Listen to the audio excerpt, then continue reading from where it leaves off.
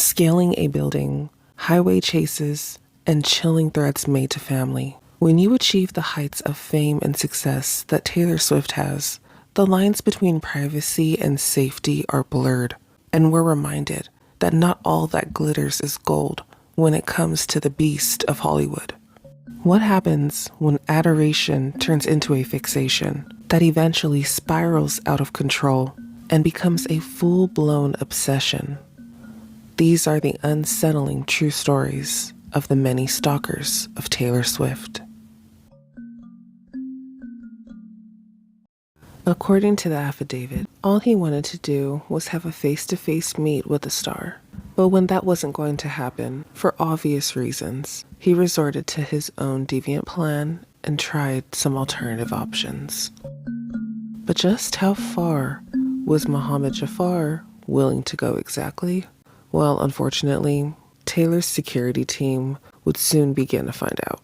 This goes all the way back to 2016, when Taylor's security observed a man persistently wandering around the entrance of one of the star's residences in New York.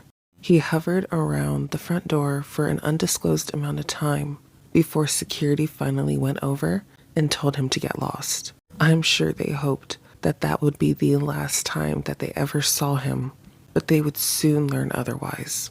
Within days, he was back. This time, he stood at the front door and continuously rang the doorbell. According to Taylor's home assistant, he did this for over an hour before finally giving up.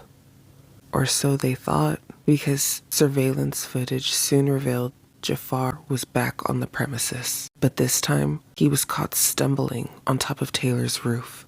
Lurking from above, he seemingly continued to try to find a way inside. While he was clearly taking things too far, he was far from being done. Jaffar boldly decided to make his presence more known, more permanent. After being caught on the roof, he then began camping out right in front of the residence. He didn't budge and refused to leave, hoping to get his chance encounter with the star. When I say he didn't budge, he didn't budge. He did this for 3 months straight before he was finally arrested for multiple offenses, including burglary, loitering, and stalking.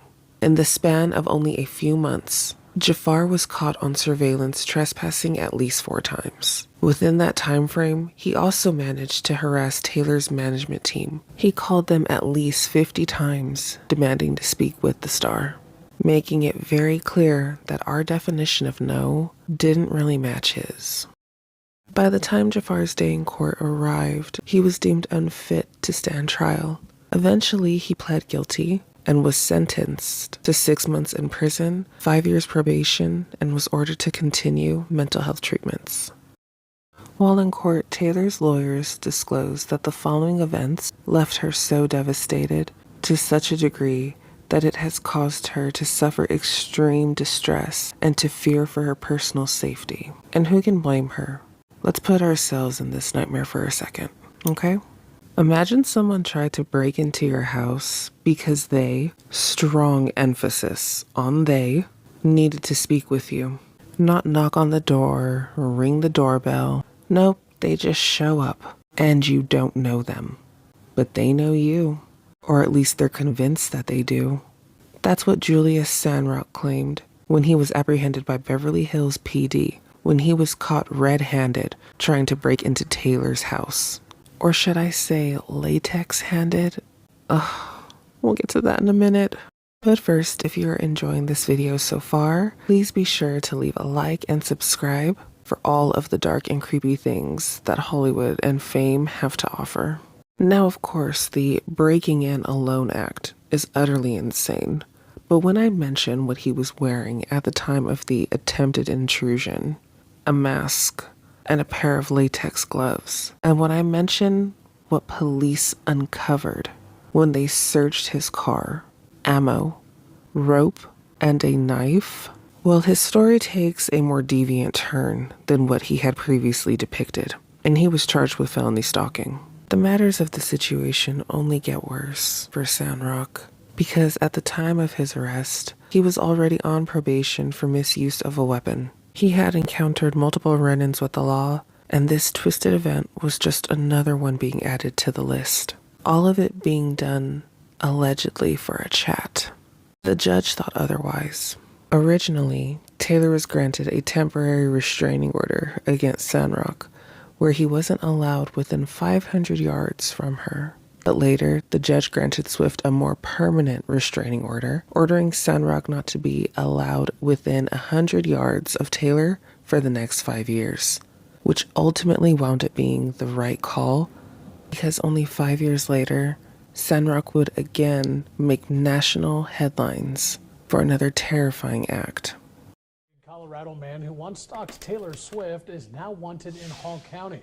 43-year-old Julius Sandrock is charged with attempted kidnapping and assault and has a warrant out for his arrest. In October 2022, Sandrock was charged with false imprisonment after being caught trying to abduct someone from a gas station. According to the affidavit, a 17-year-old was struck in the face and then forced to fight for his life after Sandrock tried to abduct him in broad daylight. Luckily, the young man was able to identify the would-be abductor and had a few key details as well: what he was driving and what he was wearing. Latex gloves. Eventually, Sandrock would be apprehended after being identified at another store while shopping. His purchases: rubbing alcohol and more latex gloves. He was sentenced to 3 years in prison for that incident. It's now time to move on from creepy letters, roof prowlers, and attempted break-ins to shattered glass and a literal living nightmare. Taylor did an interview for Elle magazine where she spoke candidly about the trauma these events have caused. My fear of violence has continued into my personal life. I carry quick clot army guard bandage dressings, which is for gunshots or stab wounds. She also shed light on the fact that when you're a public figure, one's privacy becomes elusive, if not completely destroyed. Websites and tabloids have taken it upon themselves to post my home addresses online. You get enough stalkers trying to break into your house, and you kind of start preparing for bad things. Taylor herself provided a true and honest spotlight on the dark side of fame, which makes her honesty during this interview in particular even more heartbreaking, because only a day after this interview was made public, a stalker would successfully break into Taylor's home, having absolutely no remorse for his actions or for Taylor's shattered sense of safety. Case in point, Roger Alvarado. In March of 2019, Alvarado arrived from his native of Florida to New York City. He had his sights set on a particularly lavish district that many celebrities, include Taylor, call home. Once in the iconic Tribeca neighborhood, he made a beeline for Taylor's home. However, once he arrived, he took an alternate route from the front door.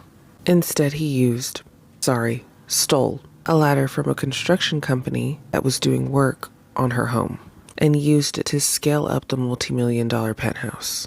Once on a ledge, he used a brick and shattered his way through a glass door. He made it inside and unleashed carnage upon the place, completely ransacking as much of the townhouse as he could before he was finally apprehended by police. Now, while all of this is utterly I feel I must mention that this was not the first time Alvarado had smashed his way into Swift's home. He had been there before. Only a year prior, cops responded to a call made by a worried neighbor in the Tribeca area after they suspected a possible intrusion of property. This led authorities straight to a ladder nestled near a broken window of the suspected residence. Police were aware that no one was supposed to be present in the home at the time, so just imagine how alarmed they must have been when they discovered Alvarado not only in Taylor's house, but asleep in her bed.